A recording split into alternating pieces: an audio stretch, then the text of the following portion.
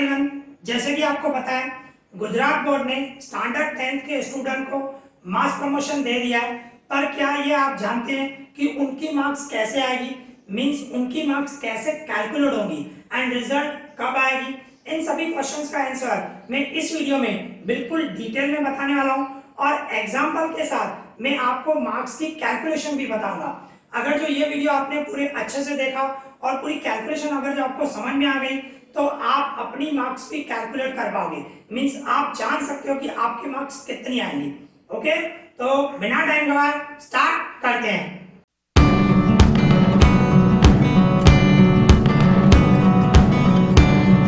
तो सबसे पहले मैं आपको बताऊं आपकी रिजल्ट कब आएगी।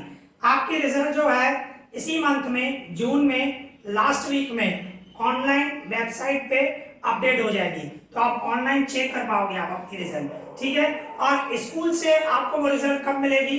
जुलाई के सेकंड वीक में मिलेगी। ओके, ऐसा गुजरात बोर्ड ने अनाउंस किया है, बताया है।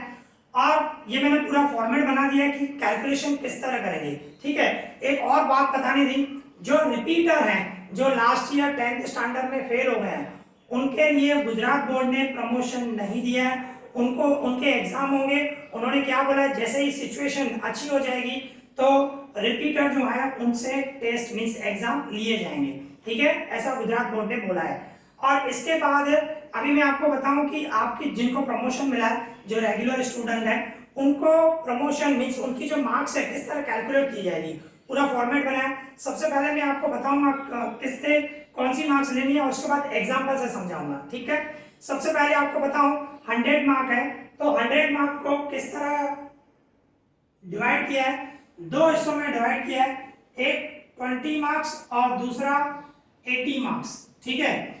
जो 20 मार्क्स है वो इंटरनल है, और इंटरनल जो मार्क्स होती हैं आपको पता ही है, आपने जो भी आपकी अटेंडेंस मींस ऑनलाइन लेक्चर आपने जितने अटेंड किए हैं, अगर जो स्कूल से कोई भी वर्क मिला है, प्रोजेक्ट मिला है, वो किस तरह कंप्लीट किया है, यूनिट टेस्ट कैसे दिए, उसके बेस पे स्कूल जो है इंटरनल मार्क्स प्रोवाइड करता है, जैसे होता ही है रूल वैसे, ठीक है ना। पर अभी 80 मार्क्स को किस तरह डिवाइड किया गया है, 4 हिस्सों में डिवाइड किया गया है, तो वो मैं आपको बता रहा हूं। सबसे पहले ए में मींस 4 पार्ट बता रहा हूं मैं। ए पार्ट में क्या किया गया है, आपने स्टैंडर्ड 9th में, भाई स्टैंडर्ड 9th में जो S means half yearly exam SA1, ठीक है ना, SA1 में जो 50 मार्क्स है उसमें से 40% कैलकुलेट की जाएगी, उसमें से 40% कैलकुलेशन की जाएगी। स्टैंडर्ड 9th में लास्ट ईयर जो आपने स्टैंडर्ड 9th किया और half yearly exam same one जो 50 मार्क्स थी, उसमें से जो भी मार्क्स आई होंगी उसका 40% कैलकुलेट किया जाएगा, ठीक है। ये ए पार्ट। और इसमें मैक्सिमम मार्क्स जो होंगी ना 20 मार्क्स, मैक्सिमम कितनी मार्क्स होंगी 20 मार्क्स, ठीक है। और इसी तरह ही मैं एग्जांपल से भी समझाऊंगा। सबसे पहले समझ जाएं 4 हिस्सों में किस तरह डिस्ट्रीब्यूट किया गया है। इसके बाद स्टैंडर्ड 9 थी, स्टैंडर्ड 9 और फाइनल एग्जाम जो हुए थे SA2 सेम 2 के जो फाइनल एग्जाम हुए थे, वो भी 50 मार्क्स, 50 में से जितनी भी आपकी मार्क्स आई हो, ठीक है, 50 में से उसका भी 40% और उसमें भी मैक्सिमम 20 मार्क्स, ठीक है, 20 मार्क्स काउंट की जाएगी। ओके, और इसके बाद सी जो आप स्टैंडर्ड 10th में आपको ध्यान हो, आपने मार्च में एग्जाम लिए थे, गवर्नमेंट ने ही डेट भी मैं आपको बता देता हूं, 19 मार्च 2021 से लेकर 27 मार्च 2021, भाई इसके बीच में गवर्नमेंट ने अनाउंस किया था प्रीलिम एग्जाम जो 80 मार्क्स के थे, बरोबर ना, 80 मार्क्स के थे, आपने दिए ही होंगे नेचुरल है, 80 मार्क्स के सभी स्कूल में दिए गए थे। गवर्नमेंट ने अनाउंस किया था कि 80 मार्क्स के एग्जाम लेने हैं बच्चों से, और वो भी इस डेट को आपको ध्यान हो 19 मार्च से 27 के बीच में एग्जाम थे, ठीक है ना। तो 80 मार्क्स में से आपकी जितनी भी मार्क्स आई हो उसका 37.5%, और उसमें मैक्सिमम मार्क्स कितनी है 30, वह 30 मार्क्स काउंट की जाएगी, मैक्सिमम 30, ठीक है ना भाई, उसका परसेंटेज कितना निकालना है, 37.5% स्टैंडर्ड 10th में, जो आपने प्रीलिम एग्जाम दिए मार्च में, ठीक है ना। जो भी मार्क्स आए होंगे उसका 37.5% निकालना है और मैक्सिमम 30 मार्क्स काउंट की जाएगी। ओके, और इसके बाद चौथा भी ऑप्शन है, डी ऑप्शन, कैसे रखा गया है, वो भी स्टैंडर्ड 10th का। कैलकुलेशन किस तरह होगी मैं आपको वो भी बताऊंगा। पहले आपको बता रहा हूं 4 हिस्सों में 80 मार्क्स को 4 हिस्सों में किस तरह डिस्ट्रीब्यूट किया गया है, ठीक है। तो स्टैंडर्ड 10th में जो आपने यूनिट टेस्टें दी हैं, हर एक स्कूल में यूनिट टेस्टें हुई हैं, ठीक है ना, यूनिट टेस्टें हुई हैं। और यूनिट टेस्ट जो होती है, किसी स्कूल में 4 यूनिट टेस्ट हुई हैं, अलग अलग होती है। किसी स्कूल में 4 यूनिट टेस्ट हुई हैं, किसी स्कूल में सिर्फ एक ही हुई है, किसी स्कूल में 2 हुई हैं। और गवर्नमेंट ने भी अनाउंस किया था कि यूनिट टेस्ट 25 मार्क्स की लेनी है, ठीक है ना। तो 25 मार्क्स की जो यूनिट टेस्ट हुई है, मार्क्स कैसे काउंट करेंगे मैं आपको वो एग्जांपल से समझाऊंगा। तो यूनिट टेस्ट जो हुई है वो 25 मार्क्स की, उसमें भी आपको 40% निकालना पड़ेगा और मैक्सिमम 10 मार्क्स, मैक्सिमम 10 मार्क्स। अभी आप ये काउंट करो, देखो 20 20 40 40 एंड 30 70 70 एंड 10 80।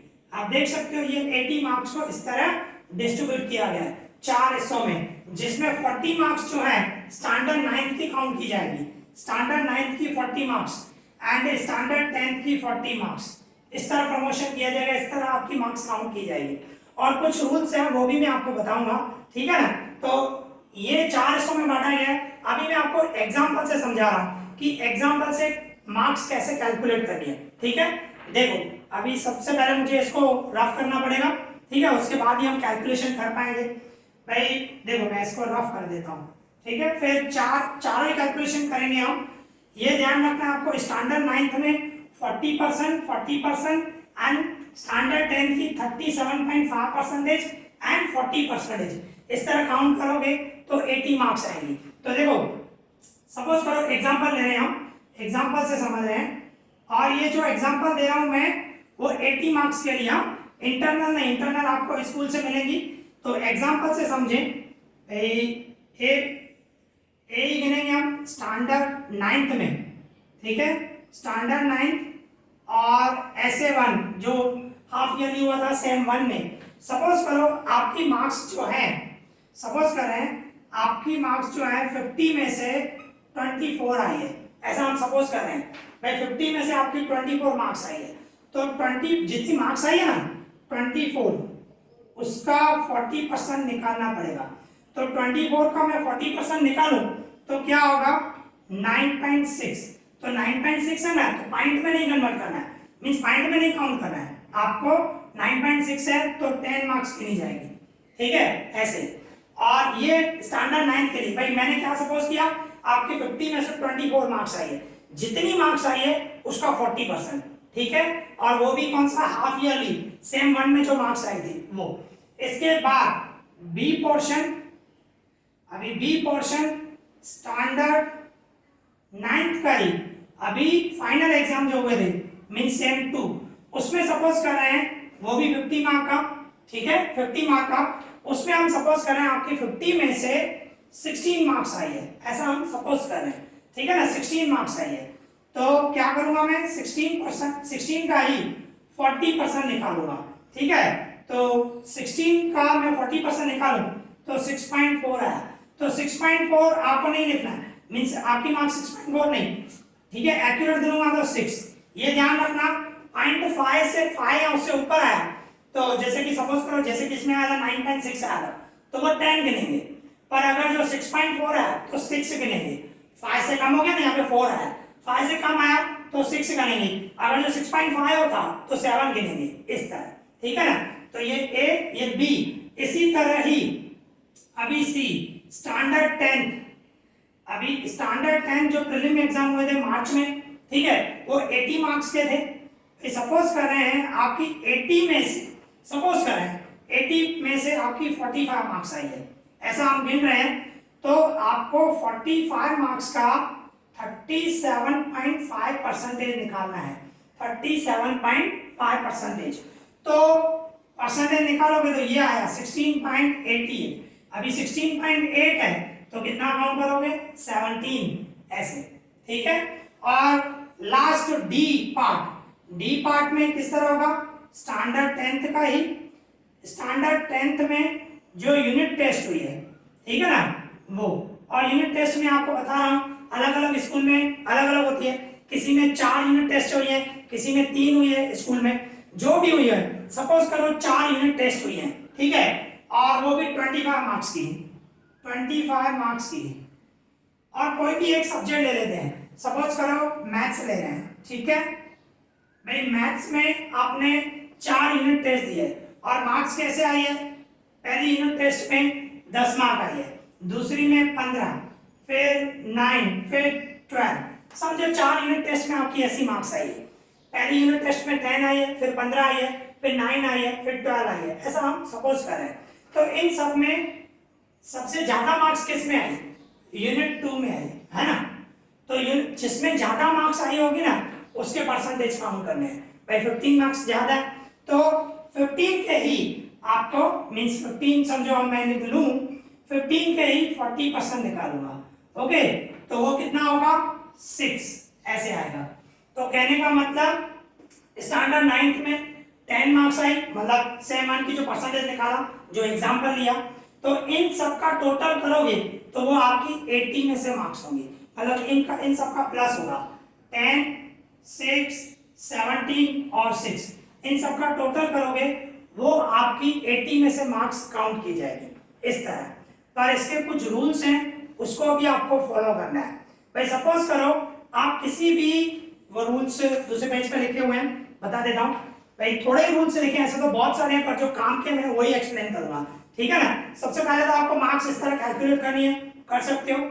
अगर जो आप नहीं कर पाओ, कुछ प्रॉब्लम हो रही है तो मुझे कमेंट में आप अपनी मार्क्स लिखना, मैं आपको कैलकुलेशन करके बता दूंगा, ठीक है ना। तो इस तरह एक अभी कुछ रूल्स हैं, वो रूल्स भी आपको समझने हैं। देखो किसी भी रीजन की वजह से सपोज करो आप किसी कोई एग्जाम आप नहीं दे पाए भाई, सपोज करो स्टैंडर्ड 9th में ही आप सेम 1 के एग्जाम नहीं दे पाए, सपोज कर रहे हैं ऐसा, अगर जो नहीं दे पाए हो तो उसमें आपकी यहाँ पे 0 मार्क्स काउंट होगी, 0, बरोबर ना। मीन्स वहां पे आपके परसेंटेज 40% नहीं मिलेंगे आपको, ये ध्यान रखना है आपको। तो अगर जो कोई भी सपोज करो आपने ये स्टैंडर्ड 10 के अपने पेपर नहीं दिए, स्टैंडर्ड 10 के जो मार्च में 80 मार्क्स के हुए थे भाई, अगर जो आपने वो मार्क्स नहीं दिए तो वहां पे वो 0 हो जाएगा आपको 37.5% नहीं मिलेंगे, ये रूल है, ठीक है। ये ऐसा गुजरात गवर्नमेंट ने अनाउंस किया है, वही मैं आपको बता रहा हूँ, ठीक है। ये कैलकुलेशन भी गुजरात बोर्ड ने ही अनाउंस किया, वही मैं आपको कैलकुलेशन समझा रहा हूँ, टोटली वही है, ठीक है। तो एक ये रूल, किसी भी एग्जाम में अगर जो आप एब्सेंट हो या कोई भी रीजन की वजह से आप पेपर नहीं दे पाए हो तो उसकी 0 काउंट होगी, 0 मार्क, ओके। और अगर जो सपोज करो आप ये सब मिला के, ये जो टोटल ही है ये चारों मिला के कितनी मार्क्स होनी चाहिए 33 अगर जो मार्क्स नहीं हो रही है, सपोज करो किसी भी पेपर में भाई, सपोज करो अगर जो मैं इन चारों का टोटल कर रहा हूँ, कोई स्टूडेंट की मार्क्स आई है साइंस, सपोज करो मैं साइंस का ही ले रहा हूँ, साइंस में मार्क्स आई है 30, सपोज करो 33 पास के लिए चाहिए, 3 मार्क्स कम आई है, तो क्या करेगी गुजरात बोर्ड, स्टार देके 3 ग्रेस ऐसे करेगी, स्टार दे देगी आपको। मतलब कहने का मतलब कोई भी स्टूडेंट फेल नहीं होगा, सबको पास करेगी। अगर जो इस तरह पास हो गए तो अच्छी बात है, नहीं तो स्टार देके आपको प्रमोट किया गया ऐसा लिखा जाएगा रिजल्ट में, ये ध्यान रखना, ओके। पास हर कोई होगा, कोई भी फेल नहीं होगा, 100% सब स्टूडेंट पास हैं, पर रेगुलर, हाँ, जो लास्ट ईयर, कहने का मतलब जो लास्ट ईयर रिपीटर थे उनके एग्जाम होंगे, उनको प्रमोशन नहीं दिया गया, ठीक है, जैसे कि मैंने स्टार्टिंग में बताया। तो ये रूल है, कोई भी यहाँ पे एब्सेंट रहेगा तो 0 हो जाएगी कहीं पे भी, और दूसरा कोई स्टूडेंट फेल हो रहा है तो उसको स्टार देके प्रमोट करेंगे, पास कर देंगे। और इसके बाद भाई सपोज करो 80 में से हमें जो किसी भी सब्जेक्ट में 80 में से 26 चाहिए, तो और दूसरा ये 80 मतलब जो 80 मार्क का पेपर है वो, और दूसरा इंटरनल जो है, इंटरनल में 20 में से 7 चाहिए होती है। किसी में भी सपोज करो मार्क्स कम आ रही है, 33 नहीं हो रही है, सेम रूल, स्टार देके आपको प्रमोट कर देंगे। और वहां पे रिजल्ट में क्या लिखा जाएगा, qualified for secondary school certificate, भाई क्वालिफाई किया गया है, ठीक है ना, ऐसा लिखा जाएगा। ठीक है, तो यहाँ पे ये कैलकुलेशन हमने समझ ली। तो आपको अगर जो कैलकुलेशन, फिर से मैं बोल रहा हूँ, अगर आपको कैलकुलेशन नहीं समझ में आ रही है तो आप मुझे मार्क्स भेजना कमेंट में, मैं आपको कैलकुलेट करके आपको बता दूंगा। ठीक है, और मैं ये भी पूछना चाहता हूँ कि आपको ये मेथड सही लग रहा है, गुजरात बोर्ड ने जो ये मेथड अनाउंस किया है, आपके हिसाब से आपकी क्या राय है, मुझे कमेंट जरूर करना। मैं जानना चाहता हूँ कि स्टूडेंट की क्या सोच है, भाई ये जो प्रमोशन हुआ सही है कि नहीं है, प्लीज कमेंट जरूर करें। एंड ये वीडियो अगर आपको पसंद आया हो तो प्लीज लाइक करें, शेयर करें एंड सब्सक्राइब करें। शेयर जरूर करें, स्टैंडर्ड 10th तक जो भी स्टूडेंट है वहां तक पहुंचे, उनको पता चले कि उनकी मार्क्स किस तरह कैलकुलेट होगी। ठीक है, तो इस वीडियो में इतना ही। Thank you for watching this.